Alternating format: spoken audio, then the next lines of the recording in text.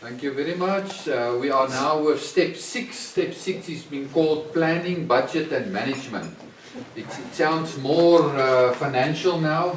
It sounds more less exciting and so, but remember, in each one of these there's some key that you need to find. You know, I don't see people get excited when they hear about the budget, you know, because a budget is a thing that's it's a creepy thing that looks at you, you know, and tells you don't have enough, you know, and all this stuff. But I think you must understand what we mean about budget and all these things. Is that we must become practical. We've said that the three things in success is knowledge, skill and activation. The three important heart of the success formula. Knowledge, skill and activation. And this is part of the activation part. Somewhere you need to earth yourself. You need to say, okay, I've dreamt about all these things. I've made peace. This is in my heart. You know, how are we going to do this thing now? I must start getting for myself a plan. And if we can start there with a plan. You've seen that we've always done Moneywise in a black file. We always said, you know, with all the notes in the black file is everything you need to do before you die. But now you must go and find yourself a blue file. And a blue file is everything that kicks in when you die and you go to heaven, you know. So you must go and accumulate yourself a blue file. I've seen many people, you know, when they die, you know, then the wife doesn't know where is what and how is what working and what is the password, or, and you know, do we have a policy on this or not, you know, because she wasn't involved in anything. So your blue file must have everything in terms of your CV, your budget, your will, your trust and your resolutions and your company registrations and your TV license, if you still believe in it, SARS documents and I'm just picking a few of it, your bond documents, your bank documents, your share certificates, your accounting stuff and whatever. So this can become a big pile of paper at the end of the day. So some people buy themselves a cabinet, you know, and then you order your life in this cabinet in terms of all the paperwork, because a file is not good enough. But you must get order in your life. Part of planning is that you must get order, you know. How do you want to go to a certain point there if you don't know where you are right now? How strong are you financially at the moment? What do you really have in terms of pension? What do you really have in terms of savings? What is all your assets? What is the worth of all your assets? You must be able to open up a file maybe on your computer, and there it is. And yes, every 6 months you can change it, or maybe at least every once a year. But you must know, okay, I do have this. This is what is sort of in, you know. This is what's ours. Where is it? Is it on my name? Is it in a trust? Is it in a company? I must do the risk calculation on it, because there's risk in this world. And start to talk with other people so that I can get an understanding, you know, what is really going on. It is not nice, you know, part of the problems of work, you know, if you've been working for 20 years and you still come to a point where you realize, listen, I have maybe a half of a house and an unpaid car, you know, you don't feel very excited about it, because there was not much progression. But let me tell you, the biggest reason for progression is that there was maybe not a plan. I never earned some stuff. I mean, we were married for 10 years, and then I realized, you know, except for this little Mazda 323, you know, we've got basically nothing else, you know. Yes, we were living, you know, it's not that we were, what is the word, you know, we were what is it? We had all our needs met, but we were not making any progress. Because progress only comes by a plan. You need to plan to make progress. We stayed alive because we looked after everyday's needs, you know, and you're attentive to these needs because you're conscious of it. But to make progress, you need to get a plan. You don't just think about future, and you don't just naturally think about pension and whatever. You know, sometimes you think about it, then it's gone. You throw it away because it is not a good thing to think about, because there's maybe nothing there. But you need to sit down and say, okay, what am I going to do? Start to think about something.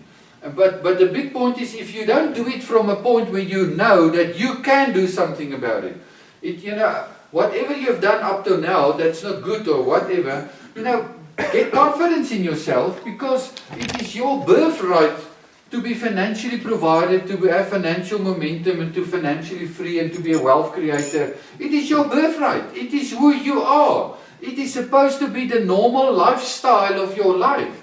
If you're not living it, it is not because you are a degraded, unqualified type of person. It is because you haven't focused on it to bring that thing to that point. You need to work on your relationships, all 7 of them.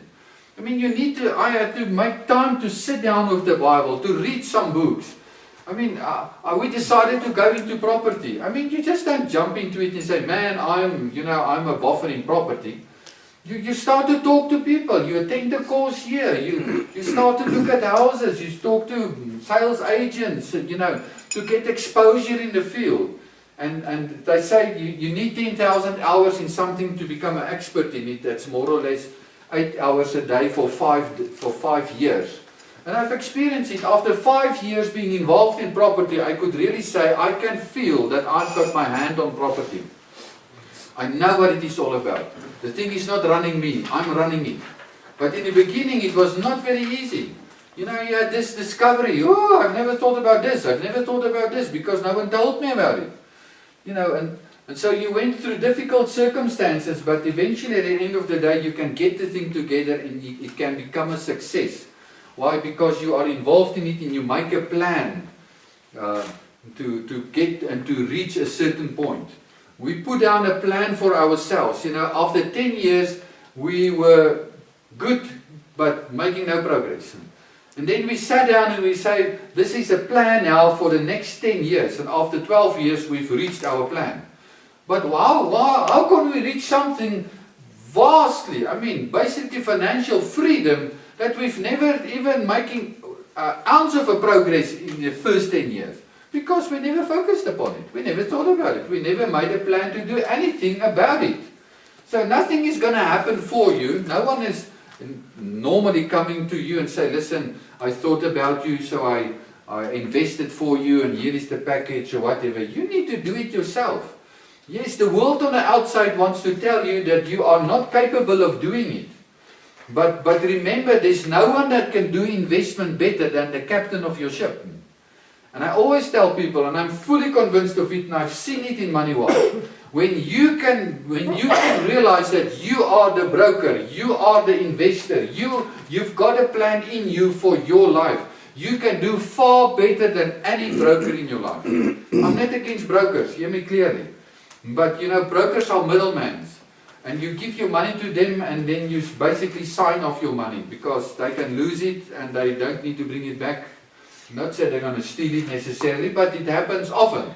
But the moment you take responsibility to invest yourself, you can do much better than any broker. But you need to believe in yourself for that. If you don't believe in yourself that you can be the broker, you can be the one making the plan and putting the plan together, you will not get there. He that fails to plan, plans to fail. That's it. He that aims at nothing will hit it every time. The biggest thing I've learned in the army is that 90% of a project is preparation. It's the planning, and 10% is the execution. I remember when we were in the army, it was like 2 months before you go out into the field. Everyone was sitting, every department, every whatever, what precisely, we're going there, we want to do this is the goals.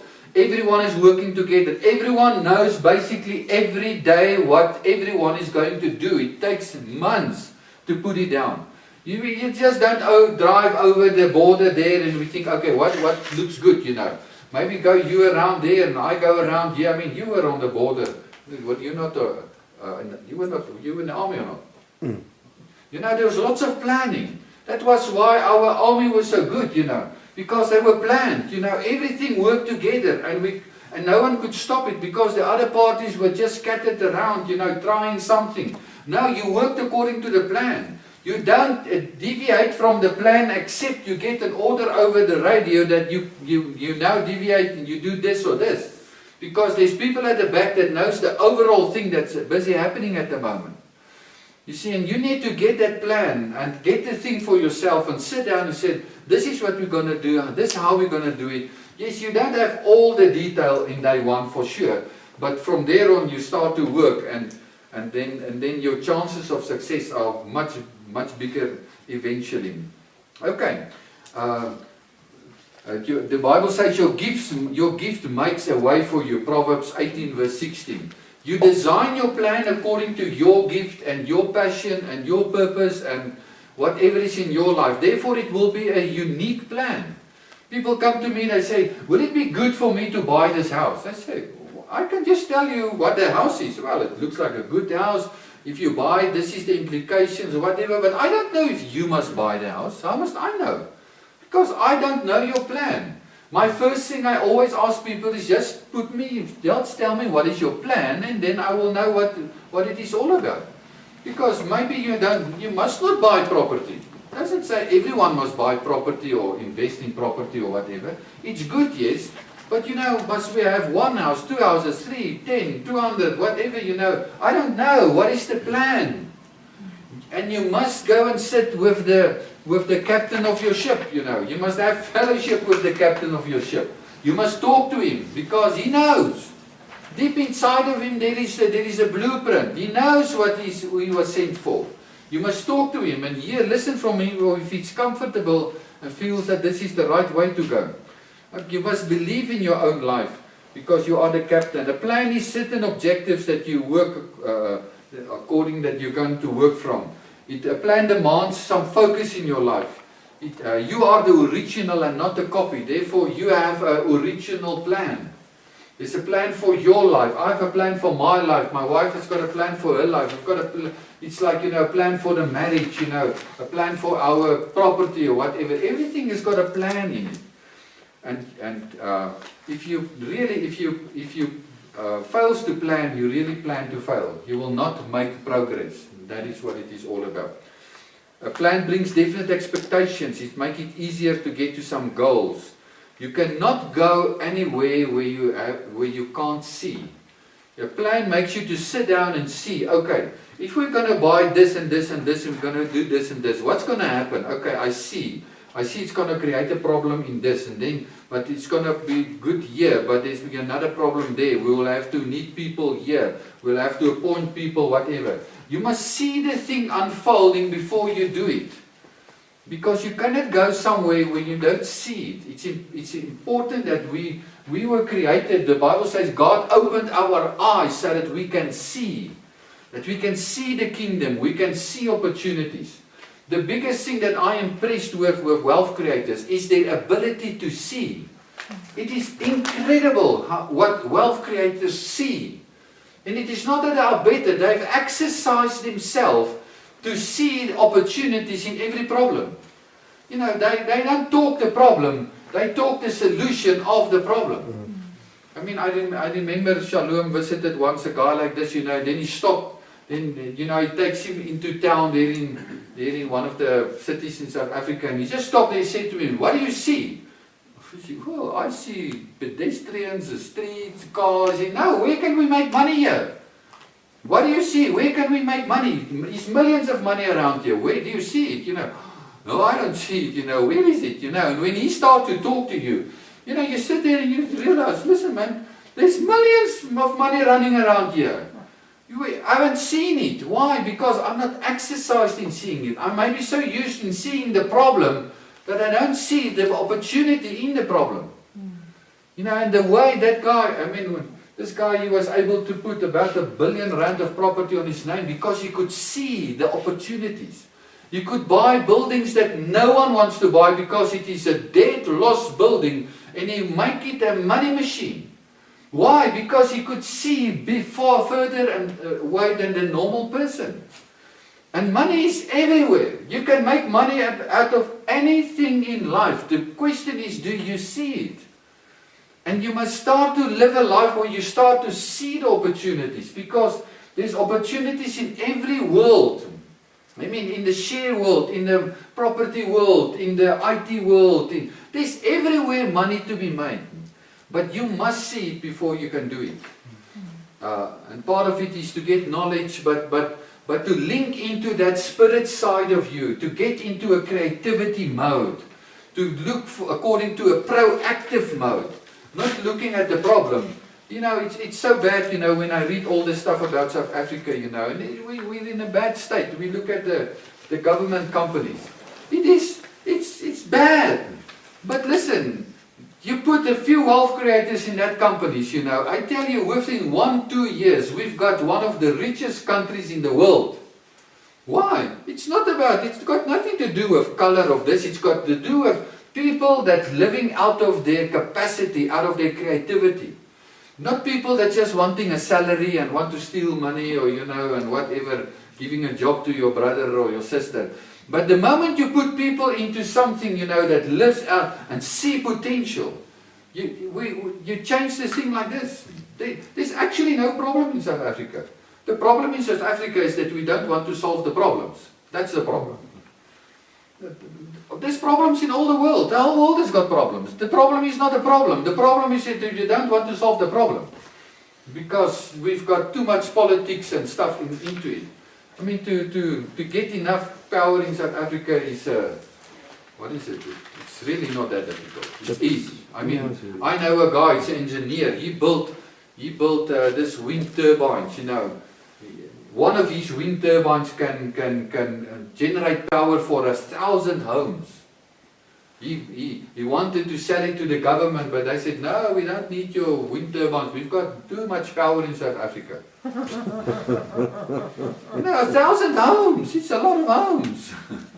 You know, there's technology for everything in this world. Nothing is impossible and nothing is too far and nothing cannot be solved, you know. But the point is, do you want to solve it? Are you really willing to live out of who you are and put something original on the market for this world? Okay, we've already said this thing on page 35. So I just think about it. Your life can be divided into 20-year periods. The first 20 years is the time where you had to establish your identity. The second 20 years is very important.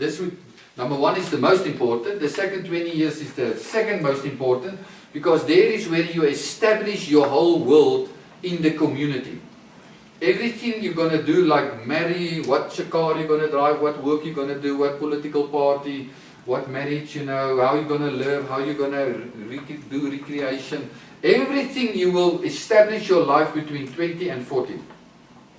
And that's your active years, that's your energetic years, and you must move in that 20 years.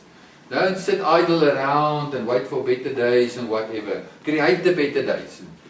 Because that's the stage where you need to get yourself financially free. That's the best plan. You've got 20 years, get yourself financially free. It is possible. I'll show you later on in one of the chapters. But the point is that that's your active years. That's not saying you're not going to work after 40, 45.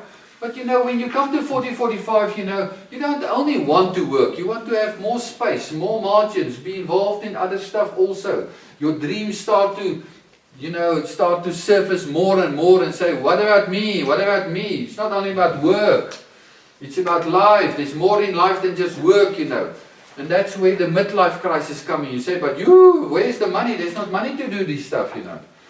But just start to do it. That is the ultimate, you know, to live like this, but we don't always live like this. I mean, I was 36 when I first realized, you know, I had to do something about my life financially. It took me 3 years to get a plan together. Then it took me 12 years to get the plan activated. But the point is, we just start. But that is the ideal that we want to talk to the, you know, the young people that have still got a time on their side. Okay, then 40 to 60 is more or less when you want to live the dream that's in you. You want to spend more and more time to do something unique that's you. It can be developing something, it can be doing something for people, you know, but it's the thing that's the nearest to your heart. 60 to 80 is to live your legacy. What does it mean? You help other people to live what you are already living yourself. That's what a legacy is all about. So that's a dimension. There's a dimension in each of those 20 years. But the important one is especially We miss it, number one, because we are so busy striving and fighting our parents and our world around us that we are not established in our identity. You need to be an established person to walk into this world, because this world is not an easy world. And then you walk into this world and you start to tackle it and you establish yourself so that you've got a decent basis in terms of assets and everything together, studies, and so that you can, after 40, you can have margins and you can start to go out and do, and no longer is time and job maybe running you and telling you what to do every day in your life. And more you go into the phase where you basically start only to live for people. Okay, a plan has some definite elements. It's content, phases, a strategy, goals and dates, a weekly action plan, and also maybe a next step. I always tell people, what's the next step in your life? The next step is basically the thing, one big thing that needs to get done this week. A next step. I've got more than one next step for this week. That's why my week is so full.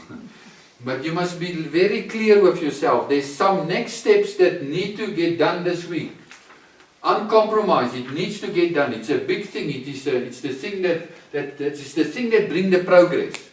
You know, we get so involved in the maintenance of life. You know, making the food, standing up, looking after yourself. You know, but that's not progress. That's just maintaining life. The next step is the thing that takes you forward. Listen, I must go and activate a trust. You know, okay, now I've got a trust. I must go and activate the account at the bank. Okay, then I must start maybe. Say we're going to buy a house. I must start this week. We're going to look for houses, you know, and at the end of the month we're going to sign somewhere. You know, you need to define for yourself the next step that brings you a definite step of progress. It's a definite step of progress. The next step. It's something else than just the ordinary that we do every week. Yes, don't get so involved in the ordinary that there is not a next step. Questions to ask in your plan, you know, what's the most important things in your life? What will it cost to do this, what you're planning to do? What's your family planning, your financial milestones? You see, hear me now clearly, people. Most people work from their salary slip back. Okay, let's see what we have in our salary. Okay, our salary allow me to do this. You know, according to my salary, we cannot start with a family now. I hear it often from people. I say, where do you find that in the Bible? I mean, your salary is not your plan. Your salary is just some of your provision. It's not even all your provision. It's just some of your provision. You don't work from your budget and your salary. You work from your plan.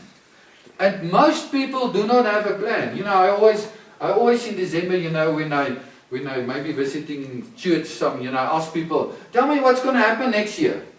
What's your plan for next year? They say, no, we'll see. You know, I said, what do you mean we'll see? We'll see, you know, how the economy goes, you know, and then we'll see, you know, what the politics say, and then we'll see what we're going to do. I said, no. There's nothing going to make any progress in your life next year. Then, you know, people look like, you know, how can you say such negative things about my life? I said, you're planning nothing, so nothing is going to happen. I say, it is not the government that will determine what will happen next year in your life. It is not the politicians, it's you. You determine what will going to happen. You must go and sit down and say, according to my plan, I must buy next year a car. I must buy maybe a house, or maybe I must get myself a trust, you know, maybe I must study this, you know, for the next 3 years. You decide what's going to happen next year. No one else decides what's going to happen.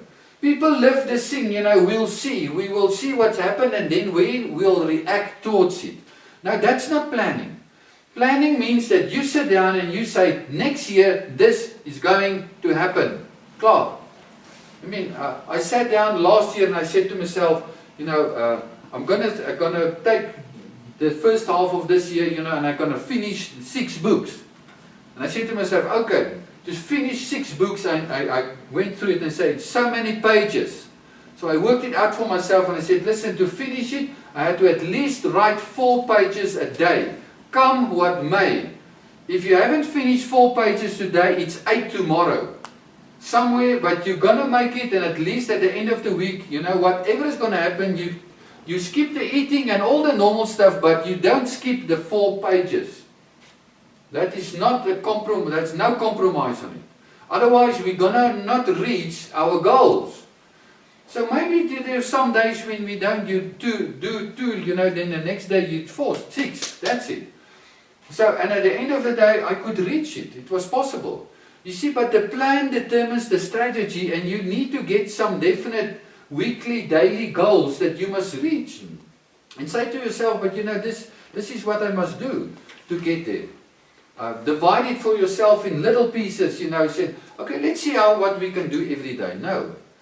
I mean, if we have, you know, we had children, in a sense, you know, people say, you know, we didn't have a television, that's why there's 6 children. No, we had 6 children because we planned for 17 in phase 1.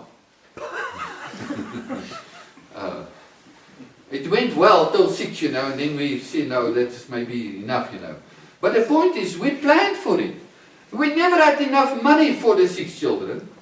But we said we're planning for them, and as we plan, you know, we will make the plan, and whatever is not in line, we will get in line.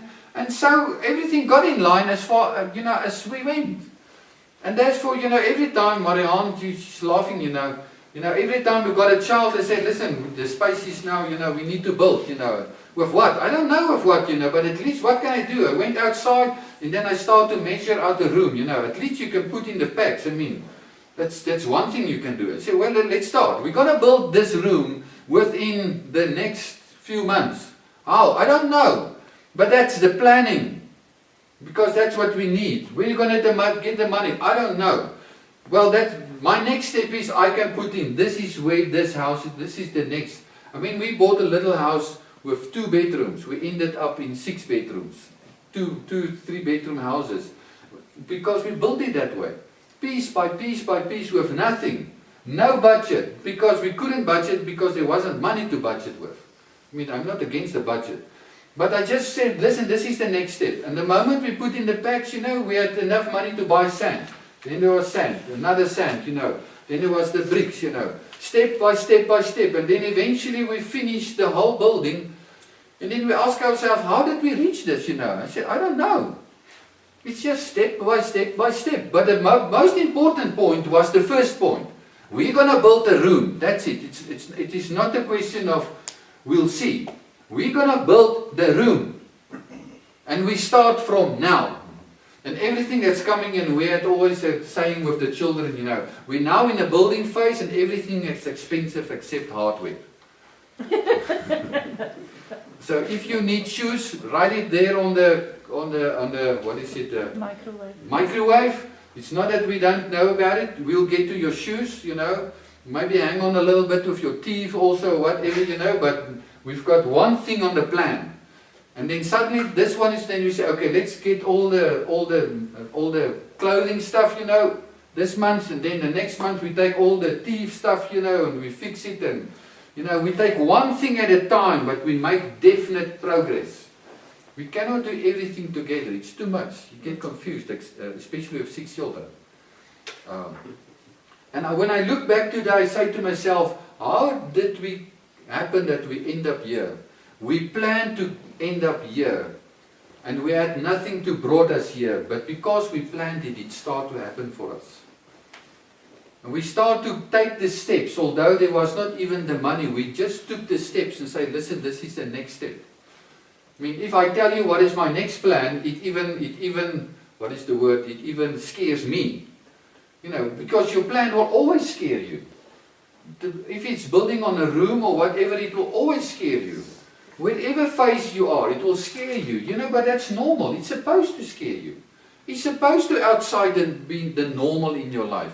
Because if you can pay for it, it's no longer, you know, you don't even have a plan. You just give someone the money and say, build me that place, and it's over, and you know, it's finished. If you have that type of money, fine, but we never had it that way, and most people not. But that is a plan. Tell me, what is your plan in terms of your marriage and your children or whatever? Don't tell me there's no money for children. I said, no, man. That's not the right way to talk about life. I always tell the congregation leaders, never plan your family according to ministry. Because they said, we are so busy we cannot have more children. I said, well, leave your busyness and get more children. Do you want more? Yes, but you know, we're too busy. I said, no, this is, Your family is supposed to be number one in your planning. It's not something that, you do if there is some space, if whatever. You see, because every child comes with his own breadbasket. The point is, you just need to find it. You see, we read the scripture wrongly.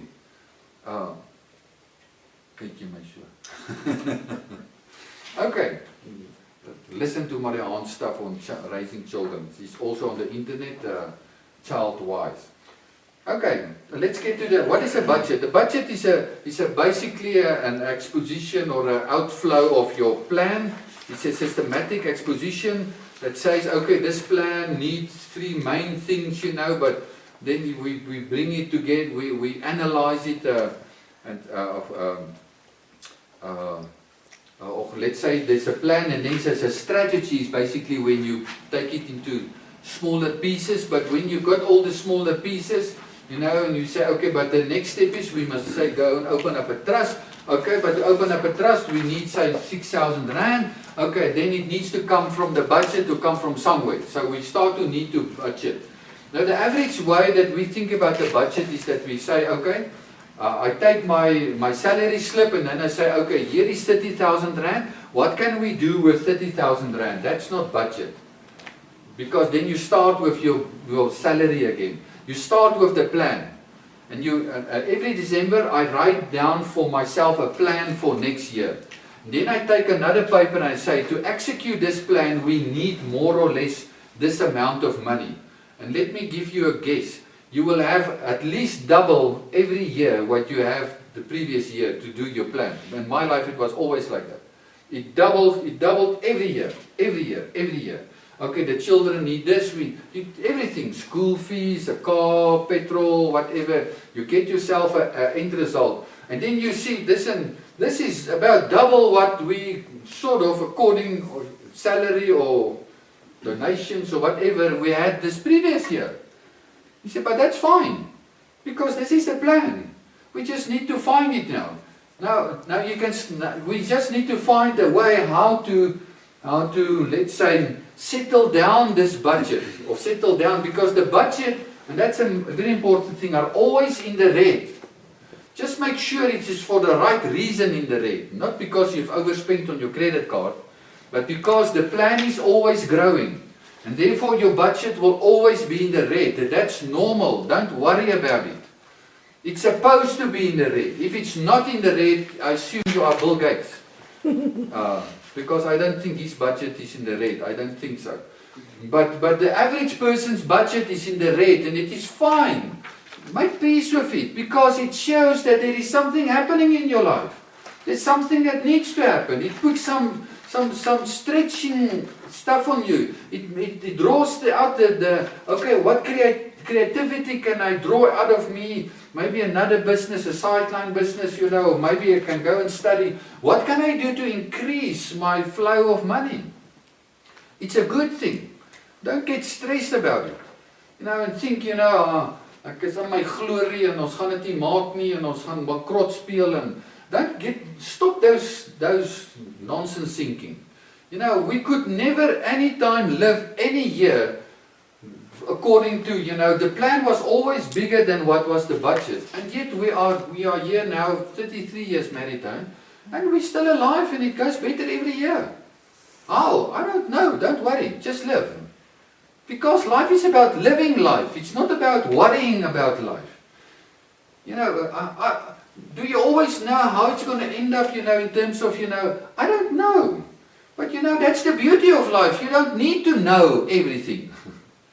In terms of what I plan for myself in the next 5 years, I don't know how we're going to get there. But I just know one thing. Do what you can do and the Lord will do the rest. And that's the motto, and it worked out the last 33 years. Why it will not work? Because I focus on living life. And yes, in the meantime, there's lots of accounts, and we pay it, and we go on, and we pray, and we expect, and we go. But never lose life. Never lose the game. Because life is a game. If you lose the game in life, you've lost already. Never lose the game in marriage, the game in business. There's a game in congregation. Everything is a game. It's something enjoyable. It's something that brings excitement amongst people. If you've lost the game in your studies and everything, you've lost.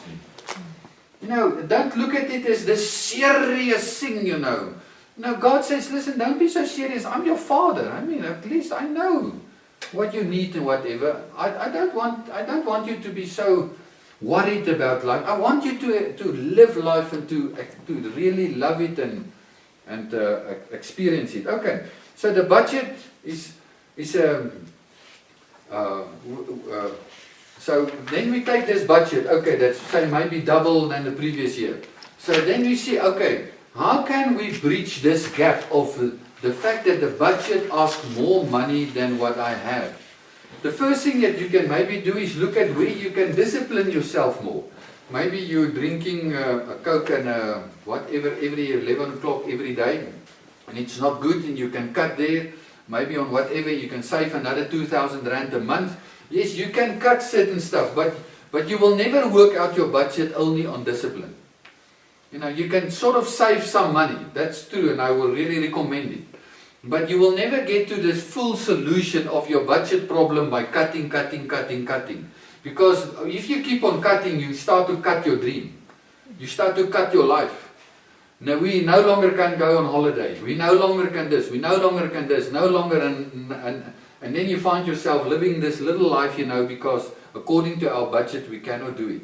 You cannot live like that. That's not life. You must expand. You must think outside the box. You must say, we're going to grow bigger. We're going to make more money. We're going to do something, What can we do? Let's sit together.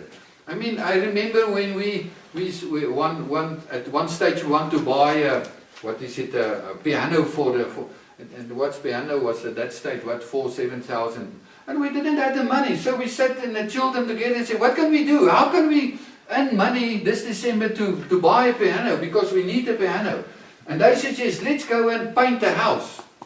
So I put out the thing and I said, okay, whose house can we paint? At the end of the day, we paint Maria's house. Oh, okay. And everyone painted, man. Everyone, from so small. Everyone painted, we painted, and we made the money. We bought the piano. It's still standing in the house here. And there was the piano. You see, show people we can make creative plans. There is some creativity in you, and the Lord is more worried in getting out your creativity than you cutting down on yourself. Because I don't believe we're going to make it. I see in Moneywise, when people start to realize the fact that we're not living our dream is not because there's not money. There's enough money here in this world. There's enormous amount of money in this world. The problem is that somehow the money doesn't come to you because you do not live the life that's inside of you. In creativity, with joy, with excellence, and with whatever. And if you start to live that life, and you start to live a life where you say, I'm going to expand, I'm going to grow, I'm going to get myself a house, I'm going to get some ground, I'm going to get some project going, something that excites me, that is nice to run, Yes, it brings me a lot of problems, but I love involved in this area. I tell you, the money will start to flow, because that is the key to the whole thing. But you need a budget, and the budget will start to say, oh, it's not going to work, but then you need to go against it. There is not a right and a wrong budget, Get over the issues about the budget. The budget is there to just indicate to you what is the gap that you need to bridge. And then you need to start to draw out of yourself. What can we do? How can we do it differently? We initially we bought houses, with bonds and whatever. And then later on I realized the bank will never give me any bond any longer. We said, now then we must buy houses differently. How can we buy houses without bonds? And we had to sit down and say, Lord, help us. Give us a plan. How can we buy houses without bonds? And nowadays I buy houses without bonds because I don't need a bank, because I've got a plan from the Lord. But it took me a few years to sit down and say, but how on earth can I get out of a house, and there's no bond and there's no money flowing, but I'm not going to buy it. Listen, people, anything is possible. You just need to get it out of you. And there was a desire in me to say, but there must be another way, but I must find that way. And maybe it's the only way it's working for me, but there's a way for you also. People say, I don't have money to buy. I said, I don't have money is a stupid phrase. It is, the point is not if you have money. The point is, are you living life and are you drawing out of the well? I don't have money to buy a house. Listen, you don't need money to buy a house. You need creativity to buy a house. You need initiative. You need excitement. You need progress. You need a plan. That's what you need to buy a house. It's not number first what your budget is saying. It is there's something in you that needs to happen. Because, I mean, if it was according to salary, I never would have one house because I never had a salary that I could buy a house with. Okay, we'll get there later on, or in there. There's basically 4 phases what I put into a budget. That's not the alpha and omega. There's maybe lots of other, but just go and read through it. It's the essential payments like tithes, taxes, debt, savings, retirement, life insurance, medical. Then it's the housing phase that's more or less normally a third of your budget. It is to rent or have a mortgage installment, insurance and maintenance. If you earn 12,000, the bank will give you 4,000, a third of your income to give to the bank for housing, more or less. Then there's life expenses, that's the big culprit. It's normally 50 to 70, 80% of people's salary.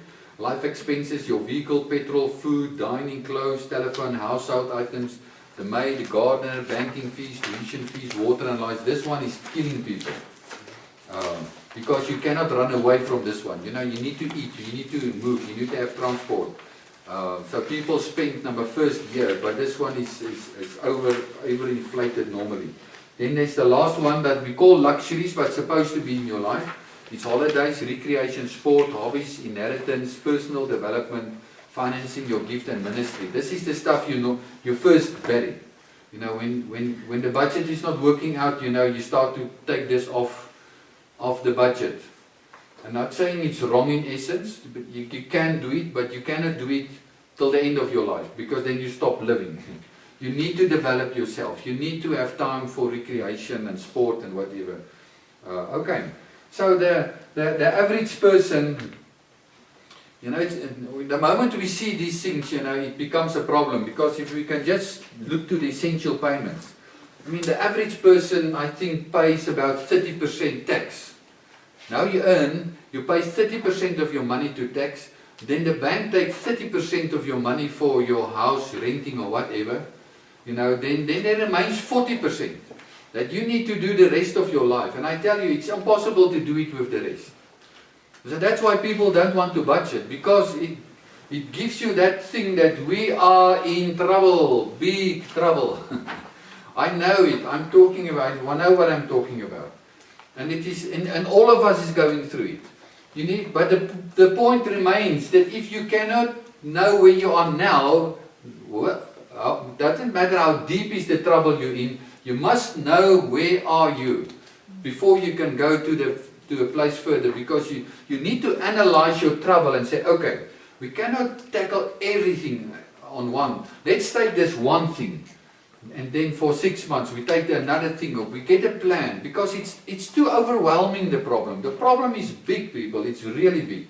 We need to make a plan and start to focus on little things and solve it for ourselves. As I said, the average person, 50 to 70% is life expenses, you get 30% on housing. I look at my tenants, it's all over the same. They're just not getting through the thing. Problems after problems, you're just living, you're just surviving from one month to the other month. You need to get out of it. That is not life in abundance. I know it, I was living it myself. So I had to sit down and say to myself, listen, you need to solve this thing. This thing is happening every month. And it's going to happen till you die. I mean, you need to solve this thing and get it shut up once and for all. So sit down and look at your problem and write it down, and how deep it may be. Don't get impressed by how deep the problem is and how wide, because there is solutions.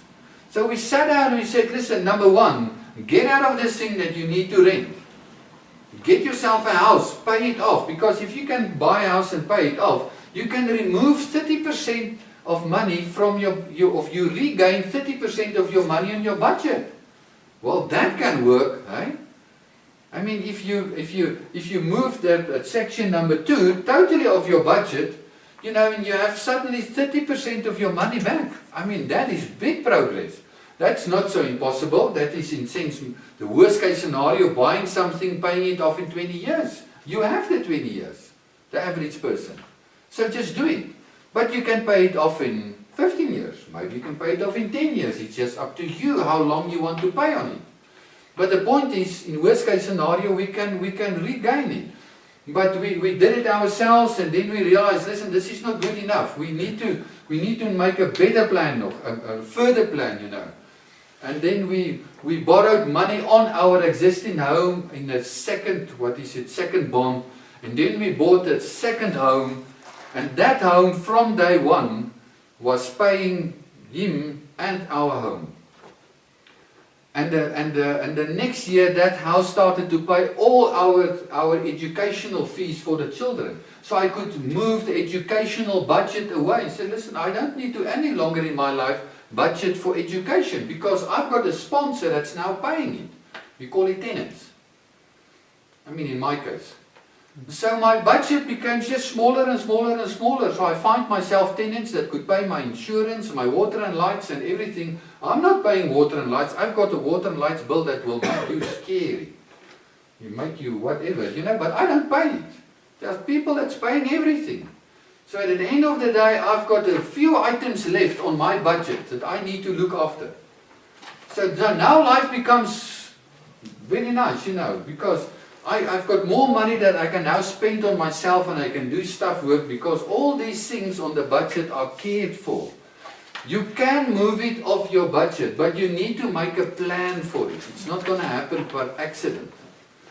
And it's not so difficult. You know, we're just not used to it. That's the biggest problem. We're not used to it. We must... So the ideal is to start to move stuff off your budget. Find ways to move it once and for all. There's many ways, and property is not the only way. Please, it's not. Don't think it's the only way. So you need to sit down and look into your budget, and need to look at what is the dimensions of your red, if I can say it like that. It is important. And you need to say to yourself, listen, I can live a better life like this. I can live on a better budget. I can do something about my budget. We always say a wealth budget is maybe looking more like this. You know, you spend 10% on personal sowing. You sow into people's lives where you think it is worthy to sow, because you want money to flow outside. You know, you spend 10% on the community. You have a 10% for emergency fund. You invest, very important, 20% of everything every month you invest in your personal investment fund. Maybe property, maybe what is it, funds, what you call it, the shares or whatever, you know. And that investment eventually becomes the kingdom fund, the family bank that overrides all the other stuff. That becomes so big that it funds all the other stuff. You don't need a salary to do that. And 50% is life expenses. So you need to say to yourself, that's very important, that 20%. I need to take X amount of money, at least 10%, but maybe 20%, and invest it in such a way that I regain all the money that I've eaten this month. So maybe you got, let's say, 30,000 in. Now you need to invest the 3,000 that it regains the 27,000 that you're going to spend. That's the way. You say, but that's impossible. No, that's not impossible. It's only impossible if you say it's impossible. It is even possible to take no money and invest no money and make 30,000 out of it. That is the real way. That is the wealth creation way. Because you don't invest with money, you invest with your mind. You invest with creativity.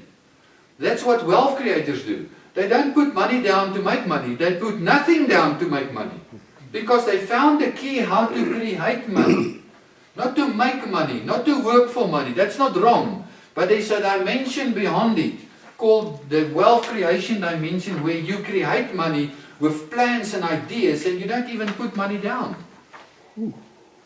So, but eventually you need to start to invest, because eventually, you're not maybe there, you don't see it.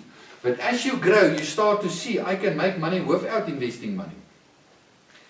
And I know maybe it sounds for you like, magic or whatever, but it is possible if you believe it. If you don't believe it, it is not possible. People say, I don't believe it, it's impossible. I say, of course, it's impossible for you. You can't live like that.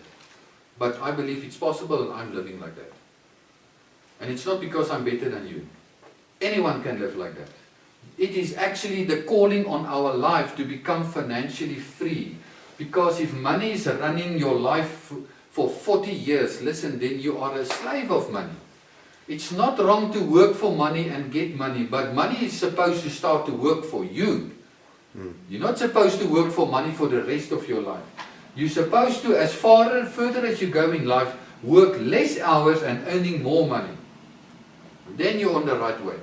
If it's not happening, then there's problems. Then money is not working for you. Then you are the worker, you are the slave all the way.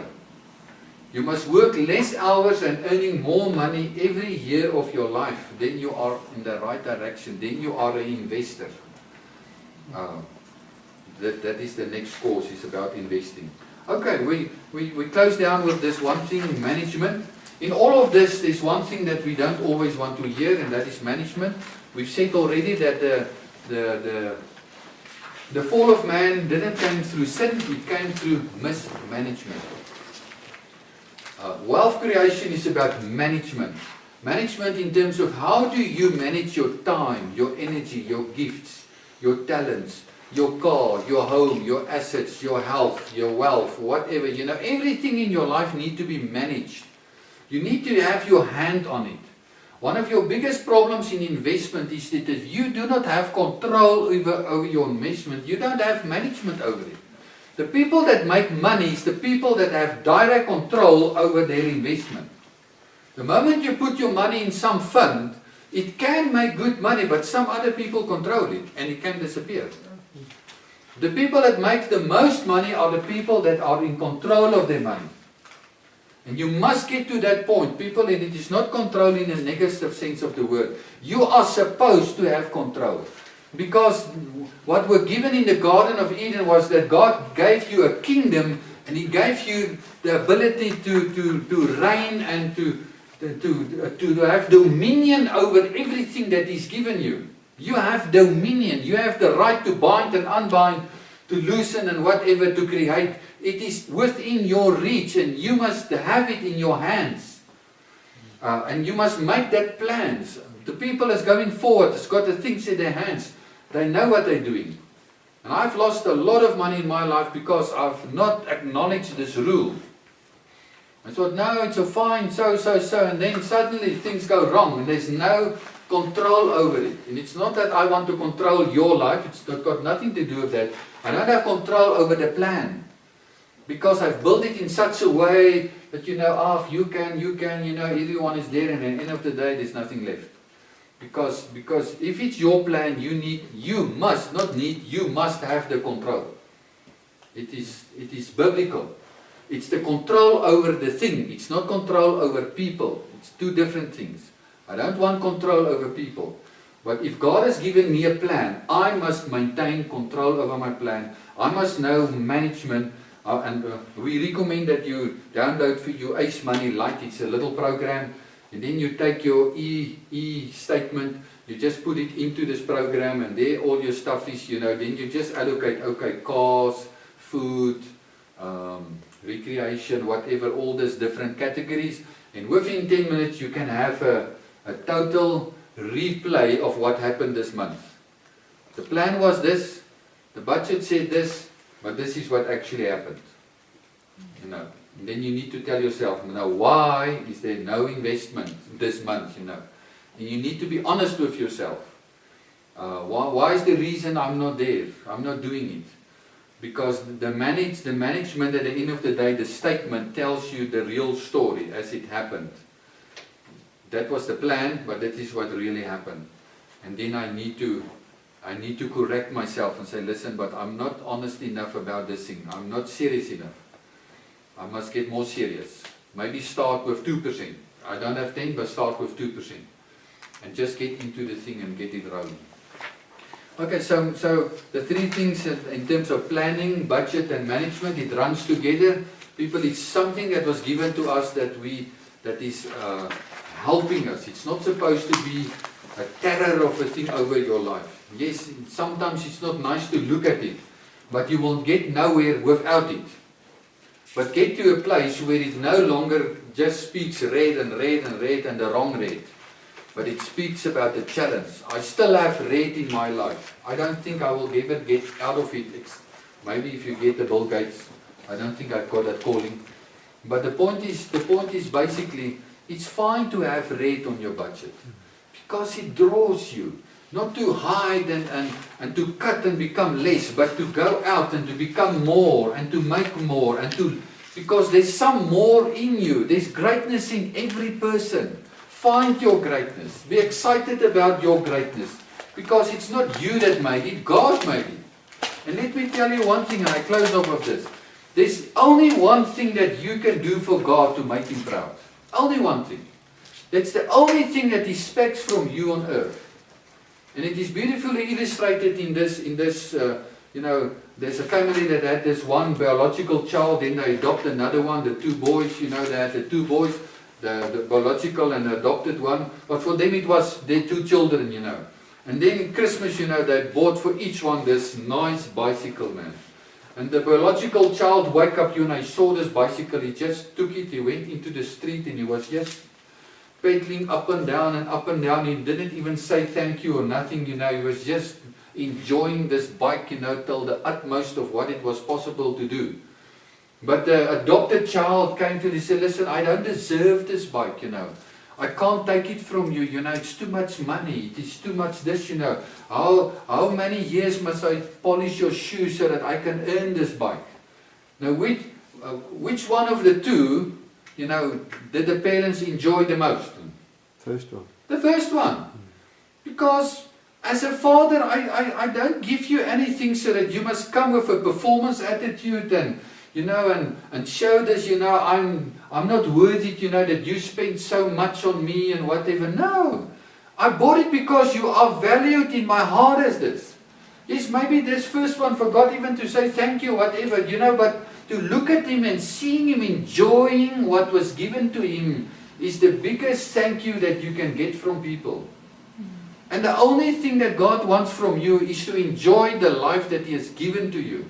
Therefore, Jesus came to make our joy full.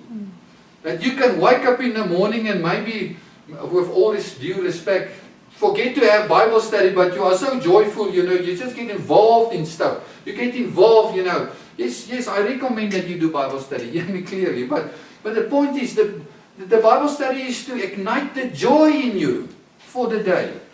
It's not the Bible study that's going to get you through the day. It is the joy that's ignited, that's in you, that you take into life wherever you go, and you're positive and you want to live life and you get problems. You say, man, let's sort this out and get it out of the way.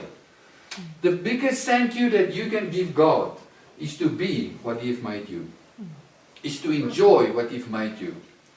And if people cannot be, when I talk to people and I don't see any excitement in their lives about their own lives, I know they're not living their creative purpose. Because people that are living their creative purpose, they love their lives. They don't think they're better than other people. That's not what I'm saying. They are just excited about what they are. And they're excited about what you also are, But they can't live your life. They live their life. And they're excited about it. They're proud about it. They tell it to people. They live it. And it's not because they boast, I'm better or anything.